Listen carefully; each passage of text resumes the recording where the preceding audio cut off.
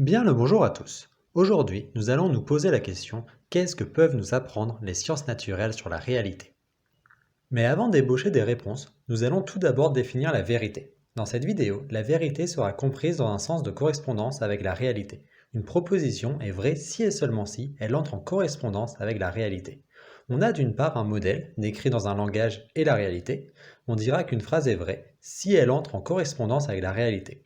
Pour prendre un exemple, la phrase «le sang humain est rouge» est vraie en vertu du fait que le sang humain est effectivement de couleur rouge. Cet exemple peut paraître extrêmement déroutant, parce que l'on dit que le sang humain est rouge en vertu du fait que le sang humain est rouge, ce qui paraît être une redite où l'on enlève uniquement les guillemets. Cela provient du fait que nous parlons du langage dans un langage, ce qui peut laisser penser que l'on dit une tautologie. Il faut remarquer que ce que je dis sur la vérité-correspondance est très consensuel.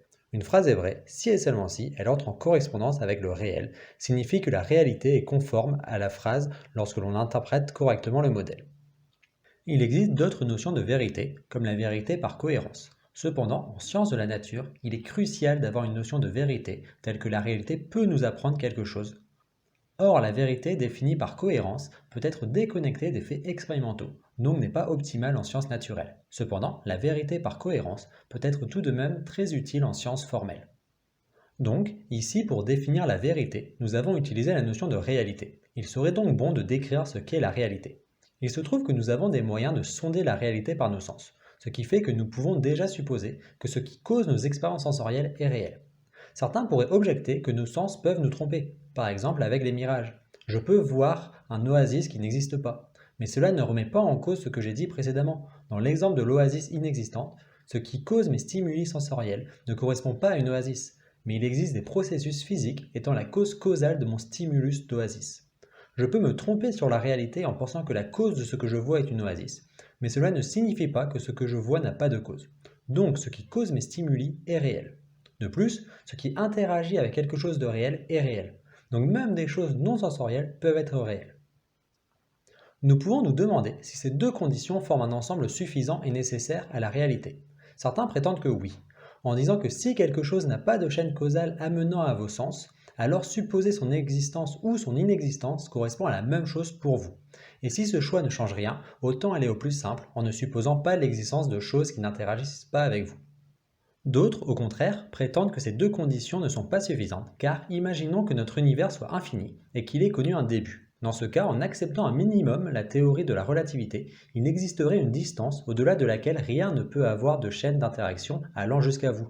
Dans ce cas, il y aurait des boules d'univers sans interaction, et donc il existerait une réalité inconnaissable, mais existante. Ces deux opinions sont très différentes, cependant le choix entre ces deux idées n'aura pas d'impact sur le reste de la vidéo, donc nous pouvons continuer. Pour revenir à la question qu'est-ce que peuvent nous apprendre les sciences naturelles sur la réalité, on doit d'abord se rendre compte que lorsque l'on fait des sciences naturelles, on peut avoir deux objectifs. Le premier est d'être explicatif et le deuxième est d'avoir un modèle prédictif. Par exemple, la deuxième loi de Newton avec la loi de la gravitation universelle permettent de prédire l'évolution d'un boulet de canon si on connaît ses conditions initiales. Mais l'objectif de la science est aussi de pouvoir donner des explications sur le monde physique, par exemple décrire la nature de l'espace-temps ou des particules élémentaires. Il est évident que les sciences naturelles permettent de faire des prédictions, qui sont même remarquables. Grâce à la relativité, on est capable de corriger la distorsion du temps des satellites. Grâce à la mécanique quantique, on est capable de faire des ordinateurs. Pour faire ces outils, on utilise la science uniquement en tant qu'outil prédictif. Nous n'avons pas besoin d'avoir des explications. Donc la question peut se reformuler. Quelles explications les sciences formelles peuvent nous fournir sur la réalité? À cette question, il existe différentes manières de répondre. L'antiréalisme scientifique répondra aucune, alors que le réalisme scientifique répondra qu'il y a des explications fournies par les sciences. Avant d'expliciter ces deux courants, il faut tout d'abord remarquer qu'en général, tout le monde est réaliste métaphysique, ce qui signifie qu'il pense qu'il existe une réalité, donc que nos stimuli sensoriels ont des causes, ce ne sont pas des émanations chaotiques sans cause. Mais il faut faire attention à ne pas prendre une version naïve du réalisme scientifique, disant que les explications données par les théories scientifiques sont vraies, dans la mesure où la science évolue en permanence. Dans ce cas, les réalistes scientifiques naïfs du passé se sont toujours trompés, donc il est crédible que les réalistes scientifiques naïfs d'aujourd'hui se trompent aussi. Dire le contraire correspondrait à ne pas prendre en compte le passé des sciences. Mais les réalistes scientifiques ne sont pas naïfs. Ils ne disent pas que la science nous dit la vérité, mais que les explications données par la science représentent ce qu'il y a de plus rationnel à croire à un moment donné. Autrement dit, le réalisme scientifique naïf correspond à une position métaphysique disant que les explications des sciences sont vraies, et le réalisme scientifique a une position épistémique qui ne dit pas ce qui est vrai, mais qui dit ce qui est rationnel de croire, ce qui est très différent. Pour le comprendre, imaginons que vous ayez devant vous un paquet de cartes classiques bien mélangées. Si je vous pose la question, est-ce que vous pensez que la carte du dessus est le valet de trèfle? Comme les probabilités sont clairement dans le sens du fait que ce n'est pas le valet de trèfle, il sera rationnel d'avoir l'attitude épistémique disant qu'il est rationnel de croire que ce n'est pas le valet de trèfle. Mais si une personne a la position métaphysique disant que ce n'est pas le valet de trèfle, alors il pourra avoir tort. De la même manière, l'anti-réaliste scientifique ne dira pas naïvement que les explications données par les modèles scientifiques sont faux, mais ils auront la démarche épistémique disant qu'il est irrationnel de penser que les explications scientifiques nous apprennent quelque chose du réel. Ce débat sur le réalisme scientifique peut paraître étrange pour les néophytes appréciant la vulgarisation scientifique, dans la mesure où en général, les vulgarisateurs ne parlent pas de la science comme un outil prédictif, mais donnent la description de la réalité par les meilleurs modèles de la science. Donc dans la pratique, sans y avoir réfléchi, on a tendance à être réaliste scientifique. Cet argument est bien évidemment très faible, car il faut faire attention à nos intuitions. Le deuxième argument est que lorsque Copernic propose l'héliocentrisme contre le modèle géocentré de Ptolémée, il n'y a aucune différence prédictive entre ces deux théories. Donc, dire qu'il y a eu une révolution à ce moment semble signifier que les explications comptent. Cependant, cet argument ne doit pas être surinterprété. Si la science s'était arrêtée au travail de Copernic, alors ça n'aurait pas été une révolution. C'est uniquement parce que ce changement d'angle a permis par la suite de faire évoluer la science de manière spectaculaire que c'est une révolution. Donc ce que cet argument dit est que dans le passé, le réalisme scientifique a été utile, car si Copernic avait été anti-réaliste scientifique, il n'aurait pas proposé cette théorie, et il n'y aurait peut-être pas eu cette révolution et la science moderne. Par conséquent, il se pourrait qu'à l'avenir, avoir une démarche réaliste vis-à-vis de la science permettra de faire de nouvelles révolutions. Cependant, ce n'est pas parce qu'une démarche est fructueuse qu'elle est correcte. Finalement, cet argument ne dit pas qu'il faut être réaliste scientifique, mais que parfois, il faut faire comme si nous étions réalistes scientifiques, ce qui est très différent. Je vais maintenant vous expliquer la première raison amenant à être anti-réaliste scientifique, que l'on peut aussi appeler instrumentaliste scientifique, car il pense que la science est uniquement un instrument prédictif. Pour ce faire, imaginons que nous ayons deux modèles scientifiques parlant notamment de la même partie de la réalité. Comment savoir quel est le meilleur modèle des deux? Autrement dit, lequel est le plus vrai? La réponse est celui qui est le plus en correspondance avec la réalité. Et la seule manière de le tester correspond aux prédictions. Le modèle faisant les prédictions les plus conformes aux mesures doit être privilégié. En général, le critère de simplicité est important. S'il y a un modèle avec des calculs impossibles à faire, alors ce modèle est inutile car il n'est pas testable. Mais on voit que les explications ne rentrent pas en jeu. On ne discrimine pas les modèles sur leurs explications. Donc si seules les prédictions comptent pour discriminer les modèles, alors il semblerait étrange de considérer que les explications données par ces modèles doivent avoir une certaine correspondance avec la réalité.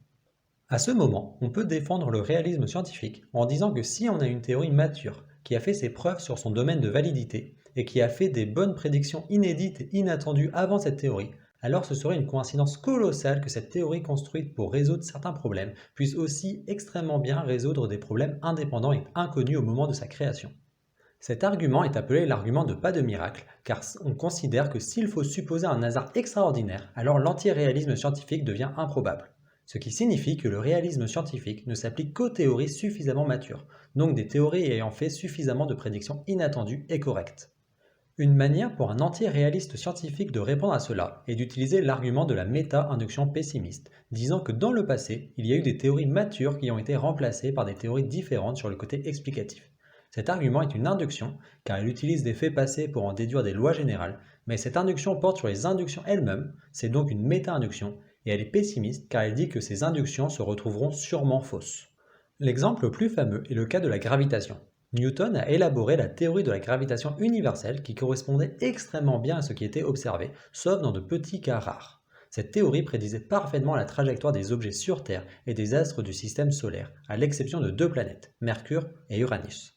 Prenons d'abord le cas d'Uranus. Sa trajectoire n'était pas parfaitement décrite par les lois de Newton. Cependant, la théorie de Newton avait tellement fait ses preuves dans le passé que Leverrier a supposé de manière ad hoc l'existence d'une nouvelle planète permettant de rendre concordant sa théorie avec la réalité. Les calculs ont permis de décrire l'emplacement de cette hypothétique planète, et cette planète a ensuite été observée au bon endroit, c'était Neptune.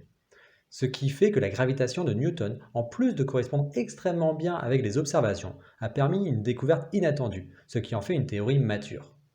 Il y avait aussi un problème avec la trajectoire de Mercure, quasiment rien, mais suffisamment pour être observé.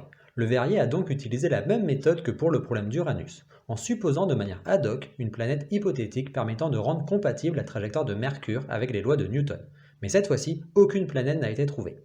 Les astronomes la cherchaient jusqu'à ce qu'Einstein propose une nouvelle théorie de la gravitation, appelée relativité générale, qui dans les cas de gravitation peu intense fait les mêmes prédictions que la théorie de Newton, mais dans les cas de gravitation intense, les effets peuvent être très différents. Or, Mercure est la planète la plus proche du système solaire, donc elle est dans un champ gravitationnel plus important, suffisamment pour que les deux théories donnent des résultats différents, et la relativité générale donne de meilleures prédictions. De plus, la relativité générale prédit une déviation des rayons lumineux impossible dans la théorie de Newton, mais aussi l'existence de trous noirs et d'ondes gravitationnelles aussi mesurées. Donc, nous avions une théorie mature qui était la gravitation universelle, mais elle a quand même été changée par une théorie aujourd'hui mature qui est la relativité générale. Or, la théorie de Newton décrit la gravitation comme une force agissant à distance, alors que la relativité générale décrit la gravitation comme une déformation de l'espace-temps modifiant les trajectoires. Les entités supposées sont très différentes. La notion de force n'est pas une approximation de la notion de déformation de l'espace-temps. Cet exemple met en défaut l'argument du pas de miracle. Un deuxième argument contre le pas de miracle correspond aux isomorphismes. Un isomorphisme est une fonction bijective préservant la structure entre deux entités. En physique, on peut dire que deux théories sont isomorphes si elles font les mêmes prédictions compte tenu des erreurs expérimentales. Épistémologiquement, c'est le seul isomorphisme faisant sens dans la mesure où seules les prédictions nous sont accessibles. Une chose à remarquer avec cette définition est que deux théories peuvent être isomorphes à un moment donné, puis ne plus l'être si les outils de mesure se perfectionnent. Une deuxième chose importante à remarquer est que ces isomorphismes ne traitent que des prédictions. Donc il n'y a aucune raison pour que deux théories isomorphes aient des explications similaires. En utilisant les isomorphismes, nous pouvons donc justifier l'antiréalisme scientifique en disant que même si un jour on arrive à trouver une théorie avec des prédictions parfaites, il est tout à fait envisageable qu'il existe des théories isomorphes sur les prédictions, mais totalement différentes sur les explications. Et il pourrait même y en avoir beaucoup. Or, si ce nombre est grand, dans la mesure où nous ne pouvons trancher que sur les prédictions, la probabilité pour que nous ayons la bonne théorie sur les explications deviendrait faible. Cet argument des isomorphismes retourne l'argument du pas de miracle en disant que le miracle serait de trouver la bonne théorie explicative alors qu'il peut y en avoir plusieurs différentes qui concordent sur les prédictions. Arrivé à ce moment, à cause de l'exemple gravitationnel et des isomorphismes, il est impossible de sauver la vision initiale du réalisme scientifique. Cependant, il reste possible de rendre plus subtile cette théorie pour la rendre toujours acceptable. L'idée n'est plus de dire qu'il est rationnel de croire en les explications postulées par nos théories matures, mais qu'il est rationnel de croire en l'existence de structures perdurant lors d'isomorphismes ou de révolutions scientifiques. Cette position s'appelle le réalisme structural. Il est vrai que la notion de force gravitationnelle n'est pas une approximation explicative de la notion de courbure de l'espace-temps, mais elles pourraient toutes les deux résulter d'une structure fondamentale, et c'est de cette structure fondamentale dont il faudrait croire. Le principal problème avec le réalisme structural est que la notion de structure est floue, ce qui rend le réalisme structural malléable. Pour certains, les structures sont quasiment les explications de la théorie, et pour d'autres, les structures sont presque uniquement prédictives. Sauf que cette dernière position correspond à l'anti-réalisme scientifique, car pour eux, seules les structures prédictives perdurent au fil du temps. Par conséquent, selon les interprétations, le réalisme structural peut être quasiment un réalisme scientifique classique ou un anti-réalisme scientifique. Cette vidéo touche maintenant à son terme. Personnellement, j'ai un avis assez fort sur la question. C'est d'ailleurs possible que mon avis transparaisse sur la manière dont j'en parle, mais si ce n'est pas le cas, je préfère ne pas vous donner mon avis pour vous laisser réfléchir à la question par vous-même.